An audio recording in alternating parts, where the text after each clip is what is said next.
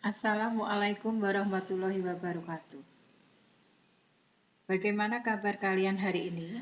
Semoga hari ini kita tetap dalam keadaan sehat dan senantiasa dalam lindungan Allah Subhanahu wa taala. Pada kesempatan hari ini, Ibu akan menyampaikan materi mengenai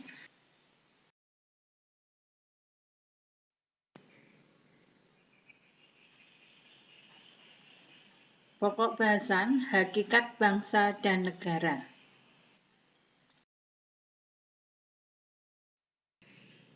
Adapun subpokok bahasan A. Pengertian dan proses terbentuknya bangsa. B. Hakikat negara.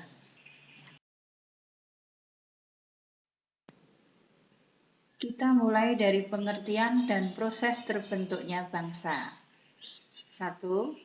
Bangsa adalah sekelompok orang yang berada dalam wilayah yang sama, yang merasa memiliki persatuan senasib yang sama, beberapa budaya yang sama, mitos leluhur bersama, dan memiliki keinginan yang 2.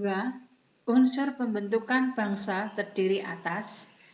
Dalam buku yang berjudul Nationality in History and Politics, Friedrich Hertz mengungkapkan bahwa setiap bangsa memiliki unsur inspiratif, yaitu keinginan untuk mencapai kesatuan nasional yang terdiri atas sosial, ekonomi, politik, agama, budaya, komunikasi, dan solidaritas. Keinginan untuk mencapai kemerdekaan dan kebebasan nasional sepenuhnya. Keinginan hidup dalam kemandirian, keunggulan individualitas, dan kebebasan. Keinginan untuk menonjol di antara bangsa lain dalam mencapai kehormatan, pengaruh, dan prestis.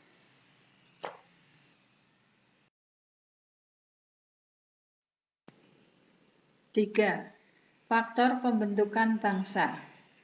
Faktor pembentukan bangsa di sini terdiri atas primordial, merupakan suatu ikatan kekerabatan atau darah dan keluarga, serta adanya kesamaan suku bangsa, daerah, bahasa, dan adat istiadat. Sakral, adanya kesamaan agama yang diyakini oleh masyarakat. Tokoh, yaitu sebagai panutan untuk mewujudkan misi-misi bangsa. Sejarah.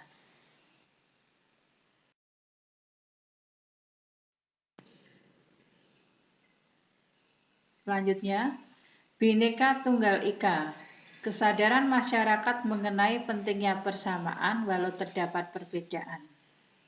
Perkembangan ekonomi akan meningkatkan mutu dan variasi kebutuhan masyarakat. Yang terakhir, kelembagaan. Lembaga pemerintahan dan politik dapat mempersatukan berbagai kepentingan di masyarakat.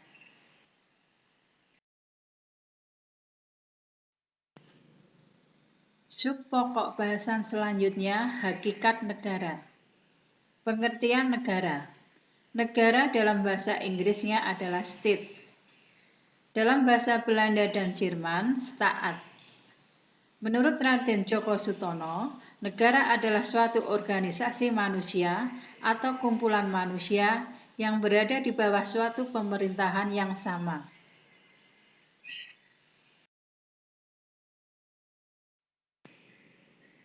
Selanjutnya, unsur pembentukan negara. Unsur pembentukan negara ini terdiri atas A. Unsur pokok. Unsur pokok merupakan unsur yang mutlak yang harus ada pada saat negara didirikan. Disebut juga dengan unsur konstitutif yang meliputi 1. Rakyat, yaitu semua orang yang menjadi penghuni negara. Rakyat di sini dibedakan menjadi penduduk dan bukan penduduk, warga negara dan bukan warga negara.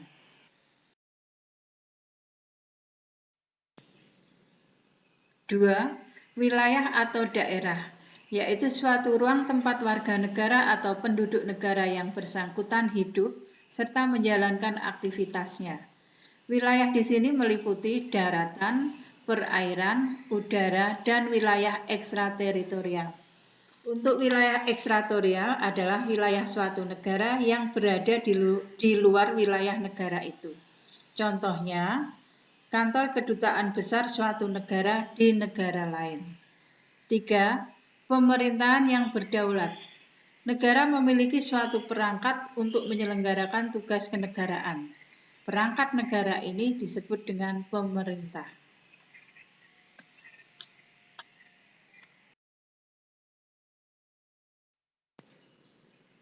B. Unsur tambahan negara. Unsur tambahan negara adalah unsur yang tidak mutlak ada pada saat negara berdiri.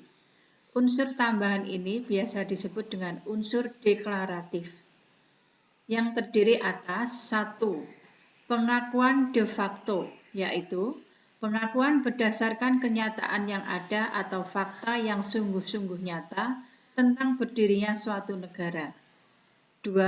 Pengakuan de jure, yaitu pengakuan berdasarkan pernyataan resmi menurut hukum internasional.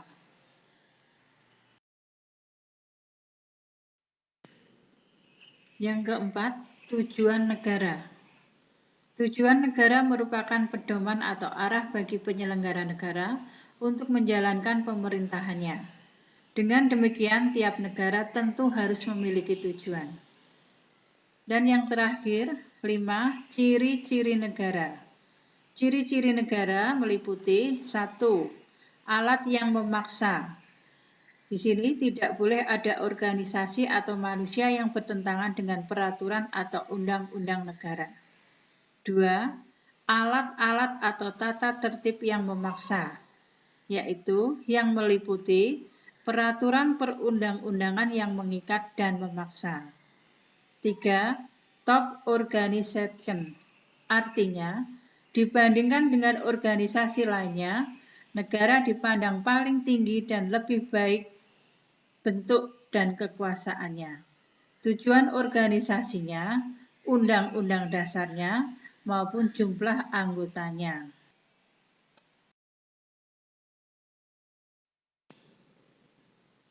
4. Paksaan bersifat fisik. Artinya, negara dapat memaksakan suatu tindakan lahir yang tampak oleh mata terhadap warganya. 5. Hak-hak luar biasa. Artinya, negara mempunyai hak yang lebih banyak dan luar biasa. Untuk tugas, silahkan nanti dikerjakan di folio. Baiklah anak-anakku, untuk kesempatan kali ini Ibu akhiri materi pembelajaran pada hari ini. Saya tutup dengan wassalamualaikum warahmatullahi wabarakatuh.